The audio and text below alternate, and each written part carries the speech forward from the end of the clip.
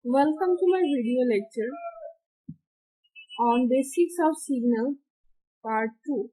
Myself Rumrum Banerjee, Assistant Professor of Dr. Sudhir Chandrasekhar Degree Engineering College, Electrical Engineering Department. In my previous lecture, we have learned about some signals, some basics of signals, variety of systems, and what are the basics of signals and systems. Those parts we have highlighted in my previous lecture. In this lecture, on continuation to that, we will again discuss about some specific signals which are very important for our circuit theory knowledge purpose. In this lecture, we will again continue about some basic aspects of different signals. So,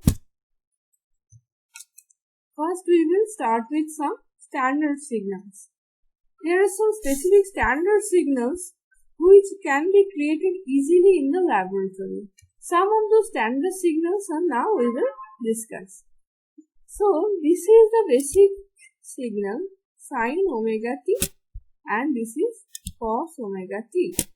Basically, this is a periodic signal and it is known as sine wave, and this one is known as cosine wave or cos wave, like that. Now, a sinusoidal signal is that has some form of sine or cosine function.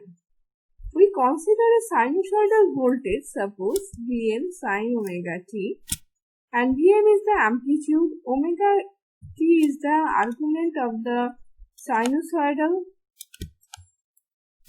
omega is angular velocity of sinusoid in radian per second, that is 2 pi by t.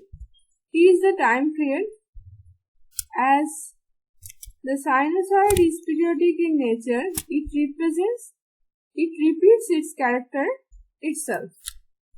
So, the thing is Vt equals to Vt plus t, and that means Vm sin omega t, now it becomes Vm sin omega t plus 2 pi by omega, that is equals to Vm sin omega t plus pi, that is Vm sin omega t. That is the basic of sine wave or sinusoidal signal. Now next one is exponential signal.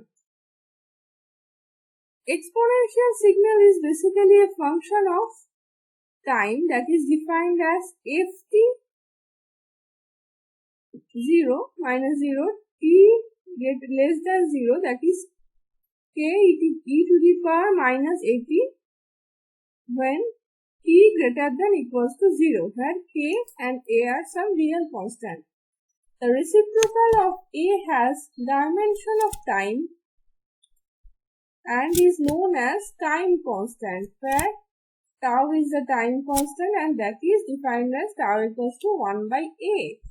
This time ratio to reach 63.2% of total change from initial to final value.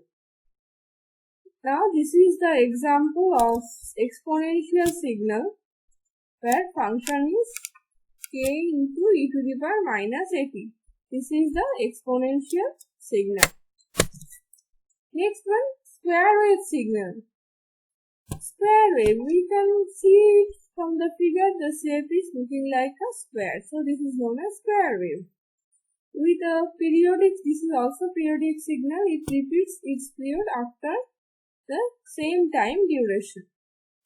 So here is square wave is a type of waveform where the signal has only two levels.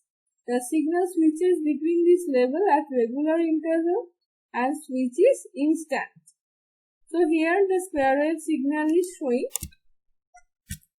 and thus the square wave is a special kind of non-sinusoidal periodic signal with a time period of t. That means this nature is not sinusoid. It is not looking like a sine wave, but still it is a periodic signal. This is sine wave and it is not looking like that, but still it is a periodic signal. Square waves are universally encountered in digital switching circuits and naturally generated by binary logic device. This can be generated from binary logic device. Next signal, that is sawtooth wave. Basically, sawtooth wave is also non-sinusoidal waveform. You can understand from its looking by itself. And this, since the wave has some resemblance to the teeth, so this is known as sawtooth.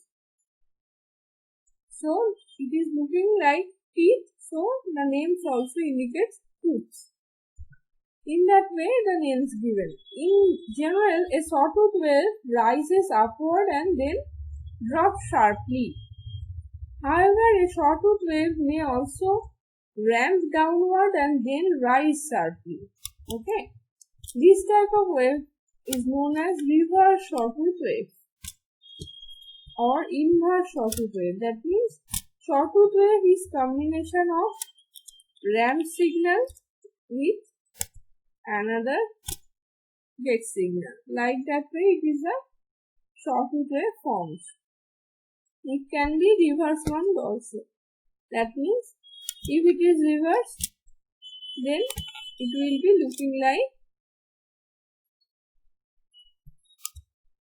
this. Okay. So this is reverse sawtooth. First rises upward, then drops sharply. This is reverse sawtooth wave. Sawtooth wave has many applications such as PWM modulator and oscilloscope sweeping circuit. There we can use sawtooth waves. Now singularity signals. Basically singularity signals are state signal, ramp signal and impulse signal. These are very important signals and these are mainly singularity signals. So here the first we are showing the example of step signal. Step signal is this one where it is unit step. That means the magnitude is fixed in 1. So it is known as unit step signal. This is step signal of magnitude k where the magnitude is k and it is fixed throughout the time. Next one, it is shifted unit step signal. That means the magnitude is fixed 1 but it has been shifted to position t. Previously it is from 0 but now it is shifted to position t. So our signal becomes, function becomes ut minus t for shifted step signal. Now we will give another one, that is gate signal. It is combination of two step signals and it will form the gate signal. Okay. Now we will mathematically express our step signal. This function is also known as Heaviside units function and it is defined as given below. Ft equals to ut equals to 1. I have already said a unit step function that magnitude is fixed with value of 1. That means for t greater than 0 it is 1 and t less than 0 it becomes 0. And it is undefined at t equals to 0. A step signal of magnitude k is defined as ft equals to k into ut. For t greater than 0 and t less than 0 it is 0 and undefined at t. That means it is fixed magnitude of k.